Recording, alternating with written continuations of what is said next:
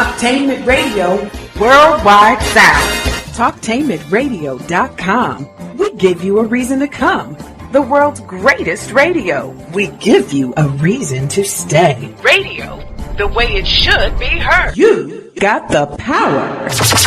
The views and opinions expressed are those of the host and guest and not necessarily those of TalkTainmentRadio.com, the management, the staff, or K&E World Network, LLC.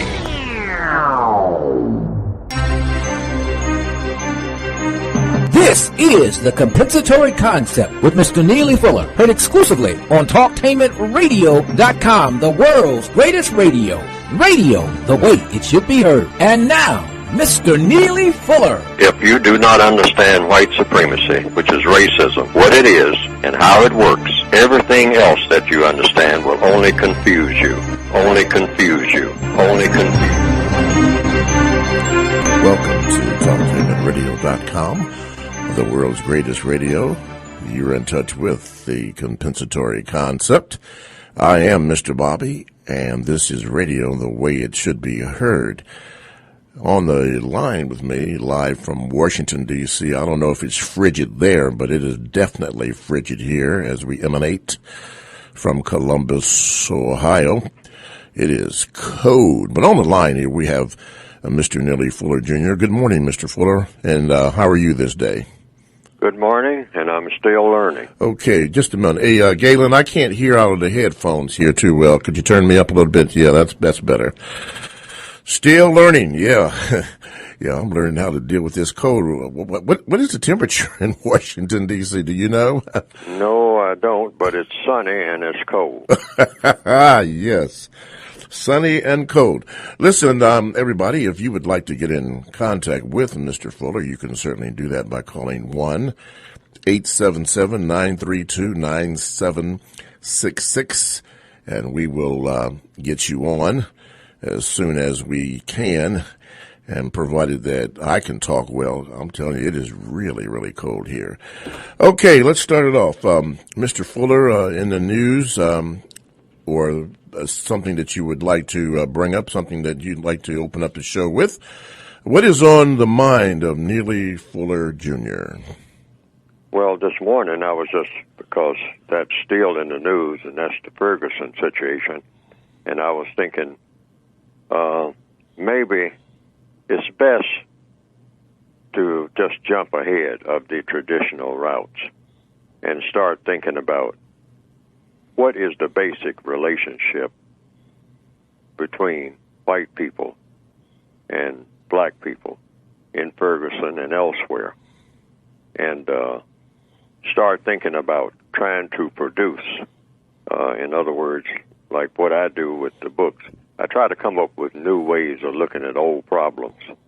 And we used to call it racial integration, racial segregation, whether or not we would integrate with white people or whether or not we would keep our own black communities in Black Wall Street and that type of thing. I think we should jump ahead of all of that worldwide, because when you start talking about racism, you're talking about a worldwide problem. Mm-hmm. So what is needed? So you say, well, really, what is it that's really needed to just settle all of these disputes? Not some of them, just rather than go at it from a patchwork approach, just say, let's coin some terms. Like I coined one, I called it the quality relationship. In other words, in capital letters. And I have that in the word guide. Mm-hmm. And hypothetically, that would be, what would be a quality relationship between people, period? First of all, between black people with each other, which right now is a disastrous relationship, if you can call it that. There's no such thing as a black community or any other kind of community other than the white community. And the white community only exists on account of the system of white supremacy. Otherwise, there'd be no need for a white community. There'd be no, that wouldn't even be heard of, something called, quote, unquote, a white community. So it shouldn't be any such thing as a black community or a white community. Well, people say, well, it sounds like what you're saying is to go for this integration thing, and I'm not too sure about that. Mm-hmm. Well, just throw the word integration out, because I never understood what that meant anyway. I never understood what it meant by racial integration. Because when I would ask people back in the old days, what really is racial integration? And they say, well, it's black and white together. Okay, what do you mean by black and white together? Together doing what? See, it always comes down to what people are doing when they are, quote, unquote, together. That's whether it's black people, white people, or any kind of people. Yes. What do you mean by together? People always say, well, let's come together. We're going to have to come together. Or the people of Ferguson are going to have to figure out a way to come together or to get together. Get together and do what? When? Where? How? And what's going to be the result of all of this, quote, unquote, togetherness? What is it going to look like? And what should it look like? You know, there are gang members who say we should come together. So we should be very specific about what we're talking about, rather than just keep using ad infinitum slogans that just go from one generation to the next, just a bunch of slogans. We need to come together. Black people need to come together. White people need to come together. We need to come together and go forward. That's a slogan. Go forward. What do you mean by go forward? Well, go forward wherever we're going. Wherever we're going. Wait a minute. Be specific. Where are you going? And what are you going to do when you get where you're going? And what are you going for anyway? Have you made up your mind what you're supposed to be going for or to or from? Right. You know what I mean? And so it comes down to, so here again, you might say, well, Fuller, you're coming up with something called the equality relationship. Well, what would that consist of? Well, first of all, it would consist of people not lying to each other. That's a requirement, because in the system of white supremacy, everybody is taught to be hypocritical, systematically. That's black and white. That's one of the first things you learn, is to put on a false face about everything, in economics, in education, in entertainment, labor, law, politics, religion, sex, and war. They say even in war, the ninth area of activity, they say the first thing that dies as a slogan, and I didn't invent this. It came up during the Vietnam thing, I think. Somebody said, the first thing that dies in a war is what? The truth. The truth, yeah. Yes. Yeah. See, so people need to start telling each other the truth. Yeah, I think Napoleon said that a long time ago. The first casualty of any war is the truth, which it really is. Napoleon. Yeah. Napoleon. I didn't know where it originated. Yes. I first started hearing it doing what they call the Vietnam conflict. Yeah. Okay. Now you mentioned about a D-quality relationship. Well, you spoke to this coming together, and for what? Well, wouldn't the coming together qualify as a step toward the D-quality relationship, whatever that is? Oh, well, but see, I don't particularly see when you say come together, it sounds like this old thing about going down by the riverside or something like that, or meeting at a certain place. No, I'm talking about following logic and doing the things that people should have been doing when they first appeared on the planet. Figure out what that is. You come together with whatever that ideology was supposed to have been when people were first created. That's where we want to go. The best possible situation. That's what I mean by the quality relationship. Oh, okay. So that every relationship is of constructive value. There's no such thing as a non-constructive relationship. That should be the goal. So everybody should not focus on each other, but focus on what would make a quality relationship between one person and another, 24 hours a day, in every area of activity. Economics, education, entertainment, labor, law, politics, religion, sex, war. What would constitute a quality relationship? And you had begun... I would say the first element, starting with, since the worst thing that is happening between the people on the planet is people not telling the truth. Yeah, no lies. Yeah, no lies. In other words, nobody lies about anything. In other words, you tell the truth about how you feel about everything. Whatever you're feeling, you say it. You say, well, maybe I shouldn't feel this way, but I do. So I'm going to tell everybody, this is the way I feel about such and such. This is the way I feel about this and that. This is the way I feel about this. This is the way I think about it. When I'm alone, and nobody else is around, this is what I really think. This is what I really think about black people. White people should be able to say that without black people feeling nervous about it. And then black people say the same thing without white people feeling nervous about it. We can't keep going around in this endless circle of just being combative and being secretive and everybody hiding their feelings and only whispering to other people who are what they call close to them, about every element of everything. This is what keeps the mess going. People being hypocritical because the system of white supremacy, one of the first things they teach people is to be deceitful. Right. That goes with the system of white supremacy. Mass deception. Deception at every level. If you're going to sell somebody a car, the first thing you've got to do is deceive them. If you're going to sell somebody a house or have them sign their name on a dotted line, where did this term come from that's been passed down through the ages? Small print. Why is the print small? Because you can't read it. And even if you can read it, you can't understand what it means. See, so this is being deceptive. But wouldn't that and deception... the white supremacists, they thrive on this. Yes. So that's the first order of business. You have part of the system, getting rid of the system of white supremacy, is to get rid of everything that's deceptive. But wouldn't that deception be the same thing as telling a lie? Sure. Okay. Sure, and they force people to lie to themselves. People, smile when they're hurting and all this type of thing, and they say, smile for the camera. That's one of the first things that I didn't want to do when I was real small.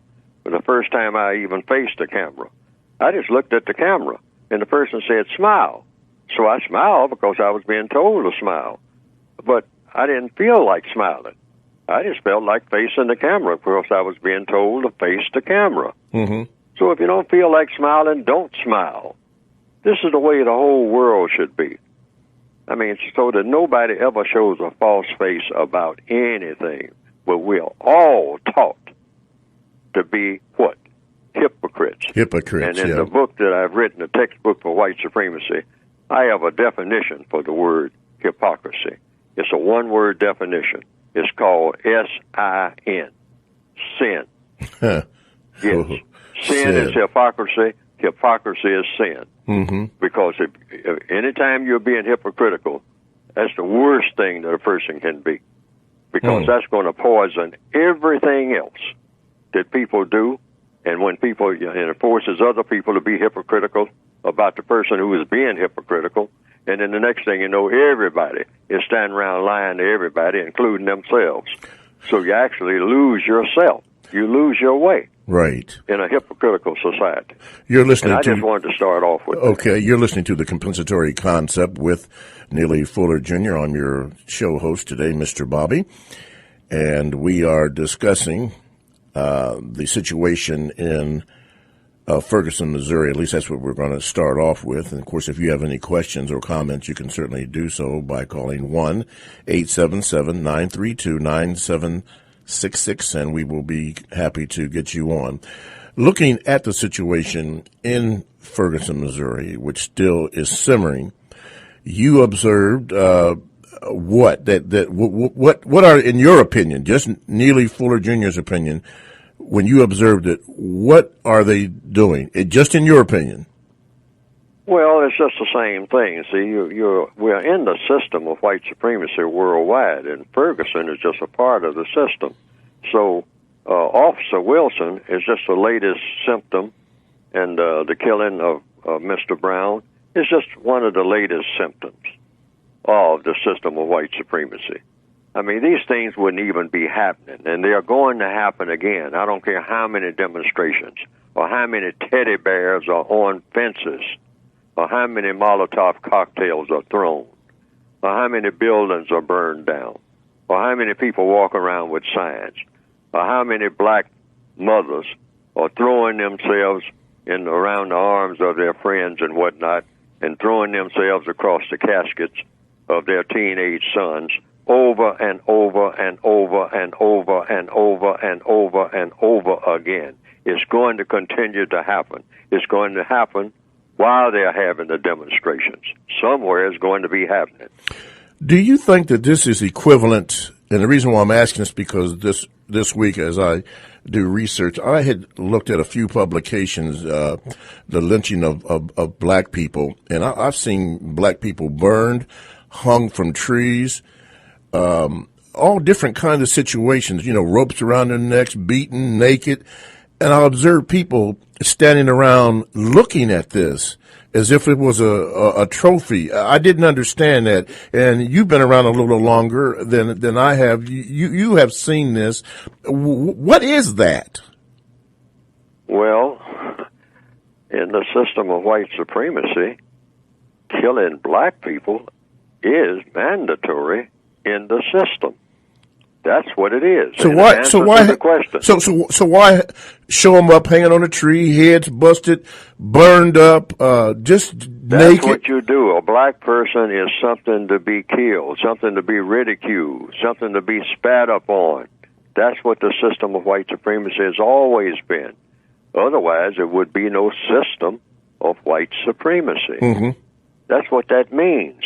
You dominate. In broad terms, you dominate and mistreat people of color. That's what you do in the government of white supremacy, and that is the supreme government on the planet. On the planet, yes. There's no other government supreme over the system of white supremacy. We have, so-called governments, but they're not really governments because the white supremacists determine what happens on this planet. And what's going to happen, as long as you have the system of white supremacy, rather than a system of justice, which means balance between people, which means guaranteeing that no person is mistreated and guaranteeing that the person that needs help the most gets the most constructive help. As long as you don't have that system and you have a system of racism, which is what white supremacy is, it's the only form of racism, you're going to have these killings because that goes with the system. So there will not something off to the side of the road. So there will be more, like the brother that was drugged down in Texas in the back of a pickup truck. It was awful. Anyway, let's go to a call here. Go ahead, caller. What is your call for Mr. Neely Fuller? Hey, how you doing, Mr. Fuller? I'm still learning. Yes, sir. Okay, let me ask you a question, Mr. Fuller. Actually, I got a comment for you. There's a scripture in the Bible that says that when Christ, the Messiah, comes, he's going to judge the world in righteousness. Now, contained in that scripture is the salvation for the black man of America and the end to white supremacy as we know it. Now, I'll put it this way, the end of wicked white supremacy as we know it, because not all white people are wicked, just like not all black people are wicked. Now, some may ask the question, how is the salvation for the black man and the end of wicked white supremacy contained in that scripture about Christ coming to judge the world in righteousness? Well, because righteousness is superior to unrighteousness, just like righteous behavior is superior to unrighteous behavior. And this is why the wicked white supremacists, the ones who control all the money on the planet, this is why they pay black entertainers millions of dollars to keep black people walking, swimming, and drowning in unrighteous behavior. And this is the only way that he can dominate us is to keep us walking, swimming, and drowning in unrighteous behavior. And that's why you keep talking about constructive behavior, because that's the answer. Constructive, righteous behavior is the answer to wicked white supremacy. So your question would be? Well, I'll just throw that comment out to Mr. Fuller to see if he would be in agreement to that concept. Oh, okay. Well, I'm in agreement with the part. I don't know about the Christian element, but, even though I've heard different versions of that, But I do say that constructive behavior, there's two types of behavior, constructive and non-constructive. No such thing as in between. If you're sitting down to a meal and you say, well, I haven't had anything to eat, so it's meal time. When you consume that meal the food that you're eating is either going to have a constructive effect or non-constructive effect. And depends on what's on the plate and how much of it you consume. Some of what you have on that plate may be artificial food, what you call junk food, in which case it may be poisoning your body rather than building it up. Your body has to fight off that poison. So this is non-constructive. So just a simple thing like just sitting down to eat is going to be constructive or non-constructive. If you say something to someone, what you're getting ready to say, a conversation between two people on a bus right now that's taking place, that is either a constructive conversation or a non-constructive conversation. And how do you know the difference? By the results.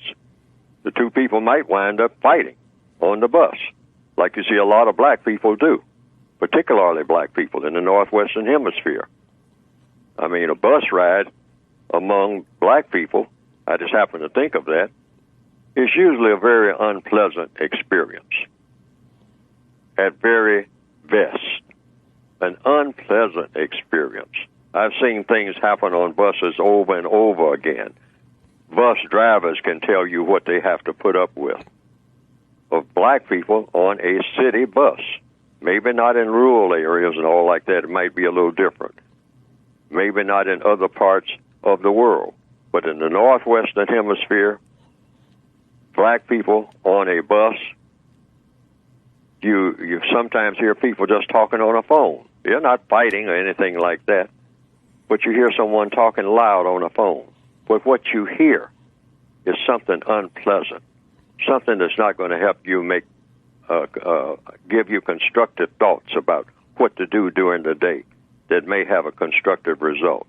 You hear a very non-constructive conversation going on from someone who's talking on a cell phone.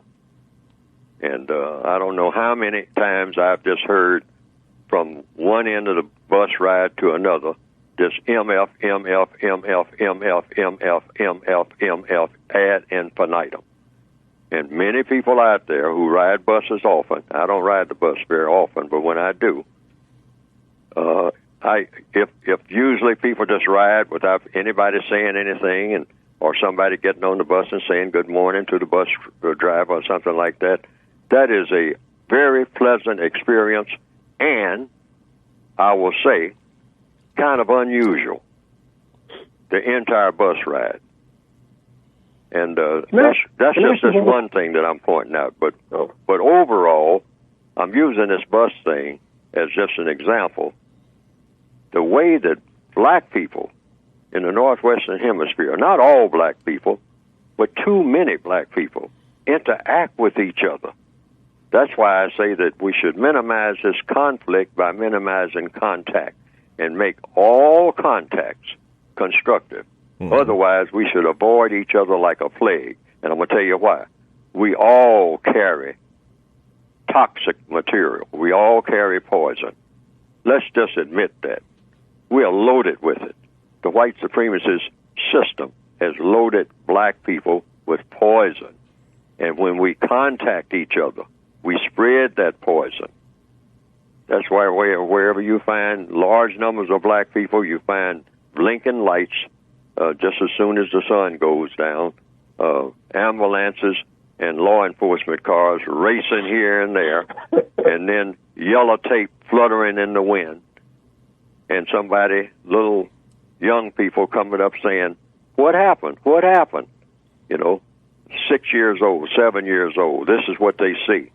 And say, I don't know, somebody's starting an argument down there at the Wilson house, at the Harrison house, at the Johnson house.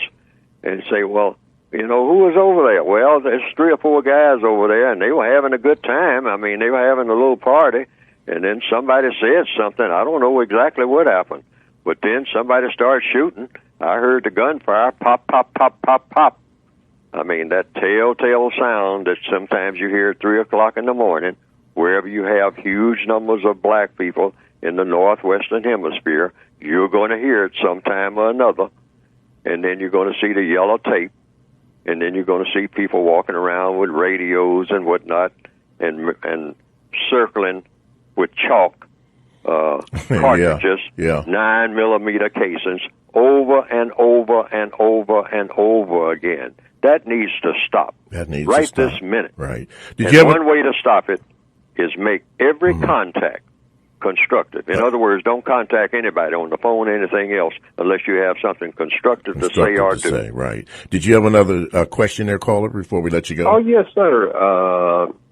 Mr. Fuller, I think the reason why our people engage in so much non-constructive behavior is because, the white supremacists, they control all the information on the planet. So everything that's going into our brains is something that he's in full control of, as far as what we think about who God is, what love is, what marriage is, what sex is, how we're supposed to relate to our mates. Let me ask you this one more question. I know you're busy. Let me ask you one more question. I was sitting next to a bunch of young African-American teens, black teens in high school, and they were all talking about who they were going to sleep with, who they slept with, and who they were planning on sleeping with. Then when I get to work, the black guys who are in their 40s and 50s, they're talking the same thing about, I slept with her, and I'm planning on sleeping with this one. And now, they say that over 70% of African-American children are growing up in one-parent homes. So this is another question for you, Mr. Fuller. Are the white supremacists, are they in control of how we feel about sex between each other, as far as our desires to dominate our women with sex? Is he controlling all that too? Yes.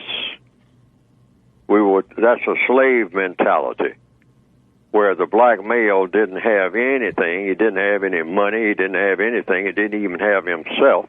He's a slave. He's in chains. I mean, the clothes on his back are given to him by the slave master. So what does he do? Nobody likes to feel weak. So the slave early on began to take the position that, well, at least I can tell this woman what to do. I can master her. I can have her submit to me. And then this one after that one, and then this one after that one, and then another one after that one, and on and on and on until I just fall over dead. Because that's the only thing that I got to brag about, because I don't have anything else that I can brag about, because that's all that the white supremacists allow me to brag about, because I'm not in a position to brag about anything else. I'm not building any buildings. I'm not opening any businesses. I'm not running any railroads. I'm not owning airlines and scheduling people for flights where they can go back and forth and transport food to the hungry and all like that. I'm not doing anything except the white supremacists tell me to do and demand that I do. So what do I have? What do I have as a black male? Nothing but domination over the black female, and tell her that I'm the man. And, of course, since she gives birth to me, she knows who I am. So who's fooling who? Nobody's fooling anybody, but we're walking around acting. That's what I mean by the hypocrisy that goes particularly among all of us, but specifically among black males. We're nothing but stone hypocrites, walking around, first of all, saying, I'm a man. Well, men are not subject to other men, because when they become subject to other men, they are what? Boys. Boys are subject to men. So when the white supremacist calls me boy, they are not lying. That hurts my feelings, but they are not lying. They are telling the truth, because I am completely subject to them. What do I know except what they tell me? Well, if I'm going to eat, or if I'm going to get food, where do I get it except from them? If I'm going to even choose a mate, I got to get their permission. Well, I hear some black male saying, "What are you talking about, man? I'm a pimp. I got a stable of 5 white women." Well, you don't have anything that the white supremacists don't allow you to have, Mr. Pimp. You with your gold shoes and your long fingernails and your fedora hat and your dark shades and all that bling bling, you are nothing without the white supremacists, and you know it. TalkTainmenTRadio.com. Check us out on WCRS FM 98.3 Wednesday and Sunday evenings. Blogs and podcasts are available. Download TalkTainmentRadio.com app to your cell or tablet. We go where you go. Radio the way it should be heard. Coming up next, we're going to discuss the Bill Cosby situation, farm-raised food versus natural foods, and taught behavior. All that and more coming up next on TalkTainmentRadio.com.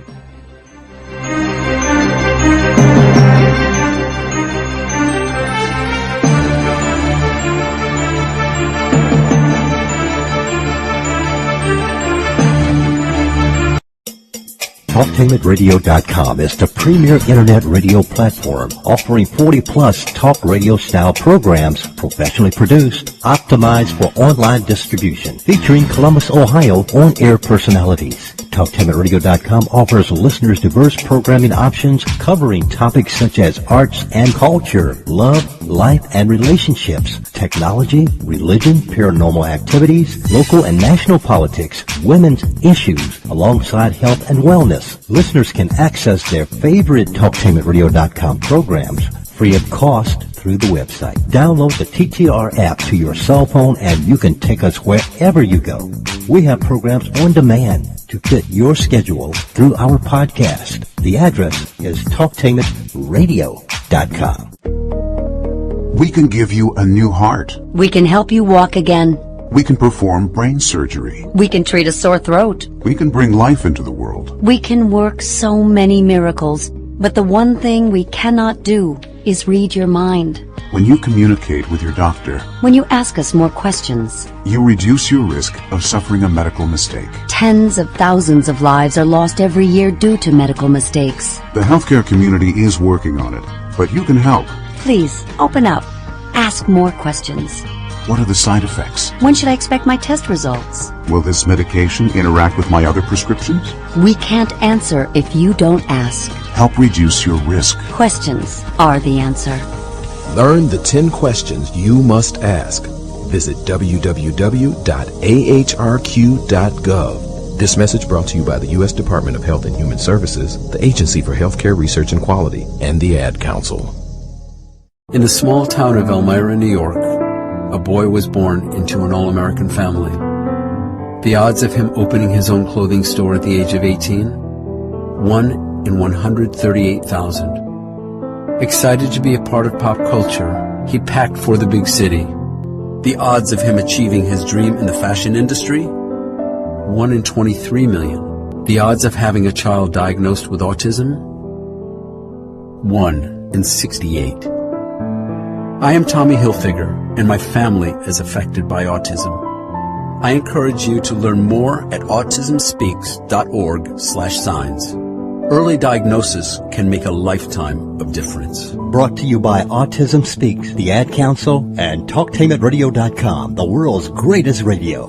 Goodwill is a global social services enterprise and the leading nonprofit provider of job training programs and career services in the United States and Canada. To pay for its program, Goodwill sells donated clothes and other household items in more than 2,700 stores and online at shopgoodwill.com. Goodwill uses the revenue earned from these sales to fund job training, employment placement services, and other community programs. The goal of the campaign is to increase goods donations to Goodwill, inspire an emotional connection to the Goodwill brand, and to elevate preference for Goodwill. Supporting minority education. I'm Sean Booker, damn it, from the Melting Pot. I'm here to tell you that as the mother of a high school senior, I know due to financial circumstances, many of America's deserving minority students do not have access to a college education. Since 1944, the United Negro College Fund has sought to provide one. Since 1972, the beginning of this campaign, UNCF has helped more than 300,000 talented students earn a college degree. I'm Sean Booker, damn it. Give a helping hand. The United Independent Compensatory Code System concept by Neely Fuller is considered as one of the substantial and basic books for understanding and effectively countering racism. Neely Fuller will turn upside down everything you've heard and everything you think you know about racism and how it works. Call area code 202-484-5461. 202-484-5461. I think I'm entitled. You want answers. I want the truth. You can't handle the truth. Go ahead. Make my day. You got the power.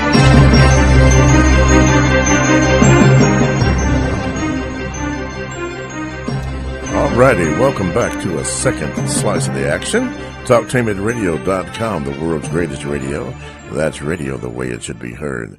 This is Mr. Bobby, and you are listening to The Compensatory Concept with Mr. Neely Fuller Jr. And if you would have any questions or comments, you may call in right now. Our lines are clear. You can call in right now at 1-877-932-9766.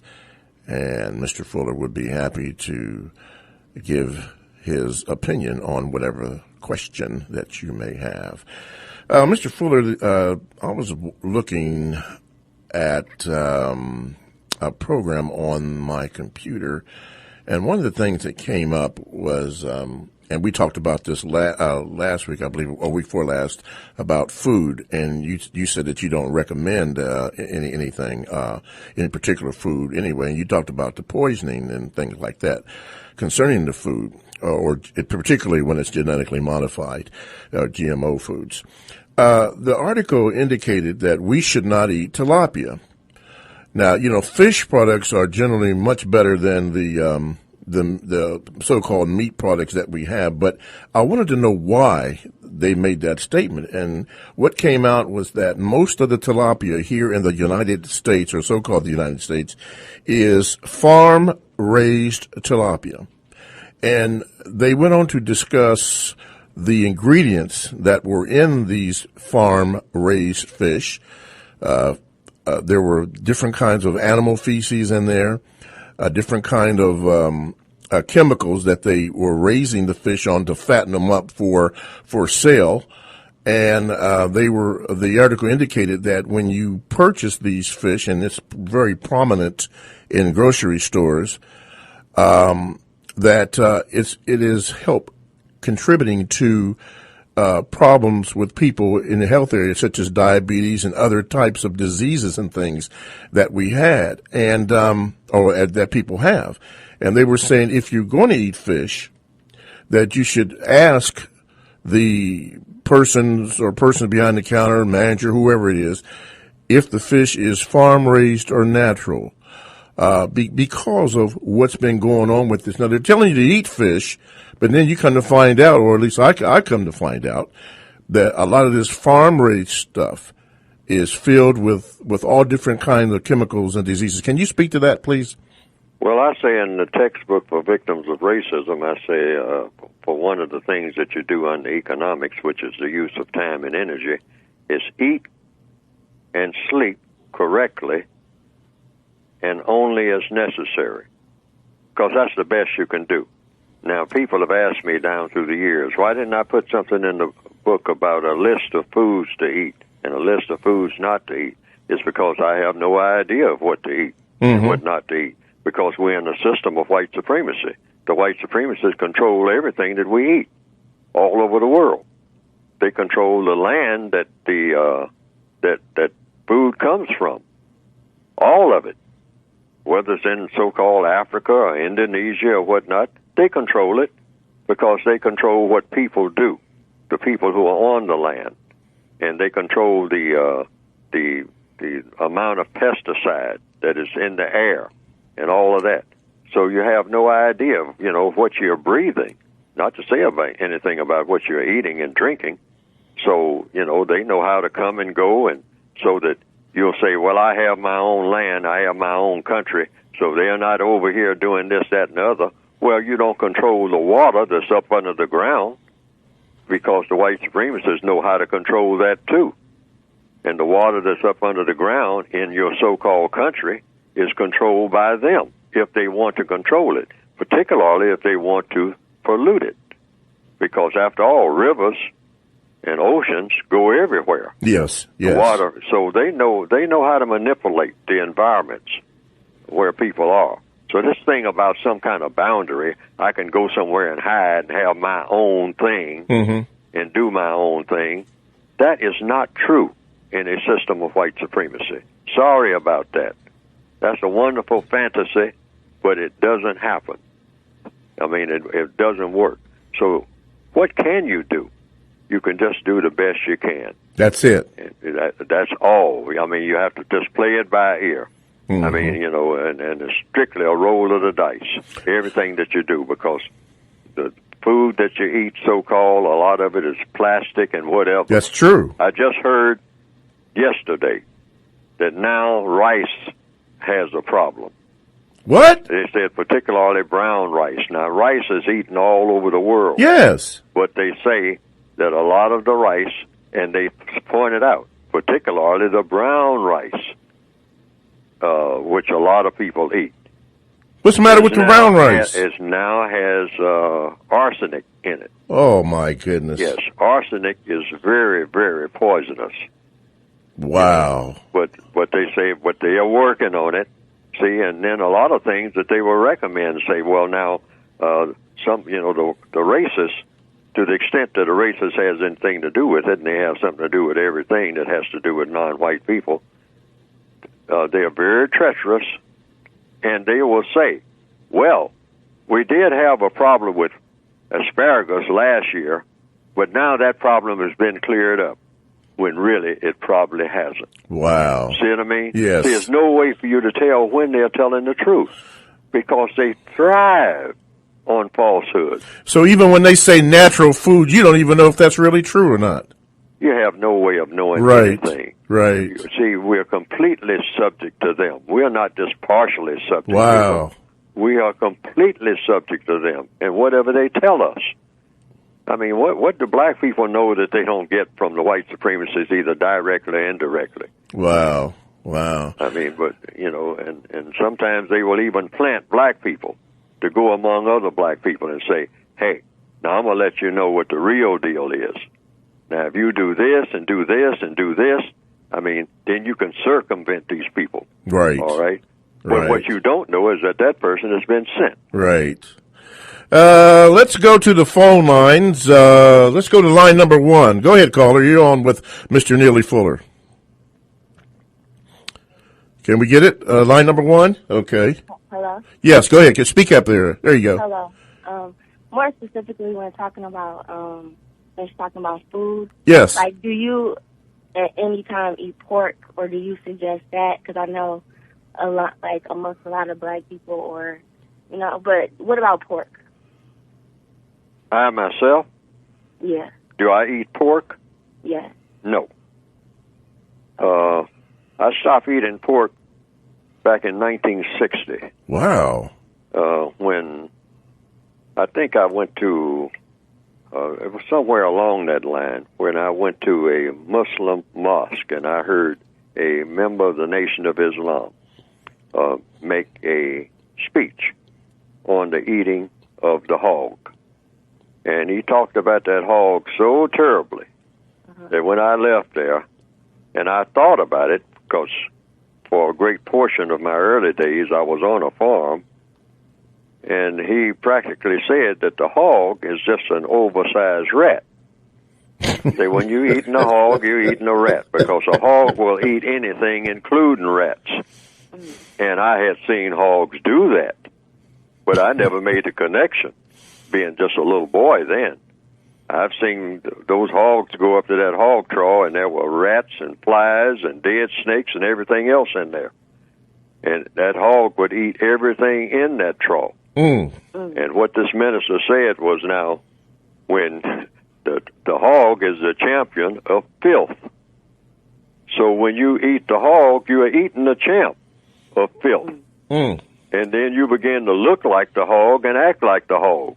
You have no scruples about anything, because it affects your mind. And he went on for about an hour just talking about the hog. And when he finished, I was finished with the hog. Okay. All right. Thank you, caller, so much for your call. I have another question. Oh, yeah, go ahead. Okay, when you were talking about the quality relationship. Dequality relationship. That non-white people and white people should have together and be honest. But like with that, as far as like on the job or like when your employment is at stake or when you're in a program or something like that, how can you just be honest? Like if you say something about anti-sexual behavior, you know, you can risk losing your job. You can risk being, you know, like ostracized, you know. So under a system of white supremacy, isn't there like going to be like a kind of like a fear with non-white people to really be honest and, you know, tell them how you think? Good question. Yes, that is an excellent question and one that I've been intending to cover. What do you say about, you know, because now a person, if they say that they don't quite go along with this whole thing about, you know, everybody being a scrambled gender or degenderizing everybody. I mean, so that there's no such thing as gender anymore. And they kind of equate it, and I say the white supremacists are behind it, with deracialize. They say, well, get rid of this thing called race. Well, race is racism. That's about mistreatment. Now, it's not the same thing as this degenderization. See what I mean? You don't de-everything. I mean, you know, you can deracialize a society, but when you degenderize society, is that an improvement? Well, since the white supremacists have no objections to it among non-white people, and they are doing everything they can to have black people leading the scattered gender parade, you know, they got all kind of titles for it, gay, transgender, and on and on and on, omnisexual, trans this and trans that, and it just goes on. I came up just saying that if you're going to have different types of sexuality, how many different types do you have? Because you have 21 types of races now, when you started out with 3, even though people haven't changed that much fundamentally. But you got all these different titles now. Well, how many titles are you going to have for the new types of sexuality? I came up with a possible 178 titles just for sexuality, possibly. I mean, now what the people would be doing, I don't know, because I kind of think that everybody kind of skirts around what people actually do. Right. You know, when you say, oh, he's gay or she's gay, well, what does that mean? It used to mean happy. They say, well, no, it's a type of sexuality now. Right, type of sexuality, yes. Okay, well, a type of sexuality consistent of what? Of what? And they say, well, people loving each other regardless of gender. Well, what do you mean by love? See what I mean? Let's get into some details here. Come up in here and demonstrate what you're talking about. See, I went to a church once, and I told the ministers there was a group of young ministers, and I said, you know, so a couple of white guys had come over to the church and said they were going to participate in helping the black church along by participating in the youth program, and they were a couple of white men, and so I said, did you ask them if they were homosexual? Say, no, we didn't ask them that. I said, well, maybe politely you can ask them that, since it's now popular to be that, and everybody's coming out of the closet now. And then you can find out how are they going to contribute in a constructive way to your youth program. 2 white men who have taken up residence across the street from your church. And they say, well, you think we should do that because they might think that we are persecuting them or something like that. I say, no, these are legitimate questions. Right. And that's what in answer to the latest question, being specific. See, if anybody asks me something about that, I'm coming forward with it. Right. I'm saying, okay, since we got these different categories now, we got these proliferation of categories where we're going to have thousands of categories of gender. Okay, now, I'm saying, what about the counter-racist sexual? Are you going to give them equal billing with everybody else? Because that's the category that I'm in.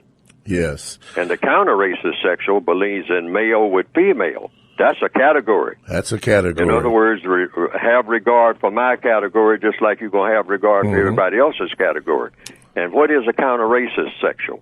A counter-racist sexual is a non-white person, specifically, who believes in being with a non-white female, and both of them engaging in activities that are designed to replace the system of white supremacy with the system of justice. All righty. And they relate to each other in that capacity with the objective of ultimately becoming universal man and universal woman. I got to get this in here. You're listening to The Compensatory Concept with Mr. Neely Fuller, heard exclusively on TalkTameRadio.com, radio the way it should be heard. I am Mr. Bobby. We're going to get his book in here, too. Let's go to line number 2. Line number 2, what is your question for Mr. Neely Fuller, Jr.? Line number 2? Hello? Yeah, go ahead. Speak up. I can't hardly hear you. How you doing? Good. My name is, I'm in St. Louis. Okay. I haven't been able to get the program. Yesterday I tried to get some information from one of the texters that texts out what's going on, and obviously they blocked it out, so I wasn't able to get that. I'm just wondering, under those kind of conditions, you know, with the towers and things like that, what are they saying that they don't want us to communicate here with each other? Not even, I can't even get the streaming here on the computer. You mean you mean for this program? Yes, sir. Or either I'm failing to do it. I pushed the button where it says. But I just wanted to talk to. I wanted Mr. Neely Fuller to say a little bit about Ferguson. I haven't been Okay. Okay. And what I'll do, can I stay on the line and listen? Yeah. Go ahead. All right. Mr. Fuller, he wanted you to speak a little bit about Ferguson. I guess we already discussed a little bit of it, but he evidently was having some problems with the stream where he couldn't get it. So, well, just briefly, I'll just recap what I said earlier, and that is, I think that they should look at the overall picture in Ferguson rather than just the killing of Mr. Michael Brown, as tragic as that was. But that's going to happen again and again, and it's happening somewhere right now, even as we speak. This world is pretty big. There's a lot of things that are not reported. I mean, but people are being slaughtered. Black people are being slaughtered every day, every minute somewhere. I mean, yeah, that's just a given. That goes with the territory. Mm-hmm. And so, therefore, we are thinking in terms now, or should be thinking in terms of what is going to be the fundamental relationship between white and non-white everywhere, including Ferguson, on a daily basis. And the first thing order of business is for everybody to tell the truth about what they think about each other. I mean, people just should do it. Everybody tips around that. We can't keep tipping around things. A white person should be able to stand up and say, look, here's what I don't like about black people, period. And some of them will say, I just don't like black people because they're black. I just don't like to look at them. Or some I people, can't stand them. or some They people should be might able say to niggers. that. They should be able to say that. Okay. All right, and then we'll work something out. Okay, so therefore, since you don't like to be around people because you can't stand looking at them, okay, now what do we do about that? Because all problems are solved by people doing something, okay? So well, what do we do? I mean, you know, just have a conference where everybody just sits around the table and say, well, we got Miss Ellen Hughes here. She's white, and she's here in this town, and she says she can't stand looking at black people. It just, I mean, she just turns away. She can't stand even to put her eyes on them because it just hurts her feelings just to see them just moving around. She can't stand to look at them, you know. And that's the only thing she's got against them. I mean, along maybe with other things, but that's the main thing. She can't even stand to get close to them. So what do we do? What do we do with somebody like Miss Brown? Miss Jones, Miss Hughes, whatever her name is, Ellen Hughes, whatever, all right? And she's white. She's sitting right here at the table. And rather than everybody shouting at once and start cursing and start talking about, well, you white folks this and you white folks that, and black, and the white people start saying, well, you black folks this and you N-word this and all that. No. Let's have a civilized conversation. Now, she said what she doesn't like. She's telling the truth. Now, how can we handle that? Anybody got any suggestions? Let's go around the table. How do you handle that type of situation? So it might work out that, well, maybe Miss Hughes needs to have a place just outskirts of town on her own or whatever. I mean, I don't know. Mm-hmm. This conversation has not come up, and we refuse to have this type of conversation. Or did they address... That's what we're going to eventually have to have. Or did they address Officer Wilson? Was he indicted? Or how do you feel about that? See, I don't know. Do you know? Well, Officer Wilson, see, he's just a symptom of the problem. Okay. See, we got to get to the fundamentals of how black people and white people interact with each other in every area of activity. Okay. And be very specific. Okay. I mean, I heard a white man say some years ago, he says, he believes in black people having all of the equal rights. He said he was born and raised in the South, that everybody else has. He says, except when it comes to intermarriage. Yeah. He said he couldn't stand that. Well, he needs to say that. Every white person needs to say whatever they think. And every black person needs to say whatever they think. All righty. Because I'll certainly say whatever I think. Okay, our lines are jumping, so let's go to line number 2. Line number 2, what is your call for Neely Fuller? Go ahead, line number 2. Hello. Okay, line number 3, go ahead. Yeah, your call? Yes, I was thinking along the question the brother just asked. I think it's good for us, the victims, to understand that we are involved in a race war on us. Now, we can have all these conversations, but at the same time, we need to know what's happening to us, because that's the question that people are marching around wondering, well, what is going on? Okay, We are being slaughtered wholesale. Okay, Mr. Fuller, can you answer that one? And then we have to go to another call. He's correct. What's going on? What's going on is a system of white supremacy, and everybody's tipping around it. Everybody's tipping around that conversation, trying to have a conversation about something else, going on television. Everybody pretending. We got to stop pretending. Stop pretending. And everybody say exactly what is on their minds when it comes to how they see their entire existence on this planet. Yeah. And without a lot of shouting and yelling and name calling, because that just has a breakdown in communications, and we're right back where we start from. See, if we find out what everybody likes and everybody dislikes, we can solve this problem overnight. Okay. But we refuse to have that kind of conversation. We get all emotional. Yes. Okay, thank you, caller. Let's go to line number 2. Line number 2, go ahead, caller. There you go, caller. Hello? Number 2. Hello? You're on. He's not on. Okay. All right. Well, anyway, while we have the time, I did get a text. People want to know about your book. So can you talk about your book a little bit there? Yes, you can. The textbook for victims of white supremacy, you can get it by going to producejustice.com. That's producejustice.com.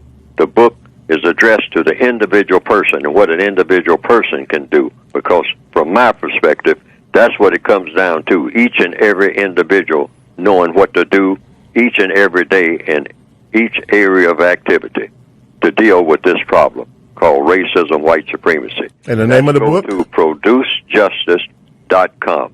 That's the textbook workbook for victims of white supremacy. You'll see it on the screen when you go to producejustice.com. Producejustice.com. Okay. Well, Mr. Fuller, it's been an interesting hour, even though I've been cold, but thank you. Thank you to the callers. And hopefully we'll see you next week. Yeah, we'll have a live show next week.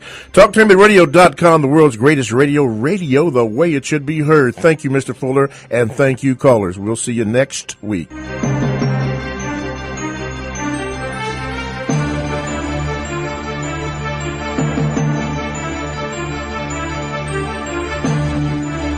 Thanks for listening to The Compensatory Concept with Mr. Neely Fuller, heard exclusively on TalkTainmentRadio.com, the world's greatest radio. The most important question in all racial matters is why.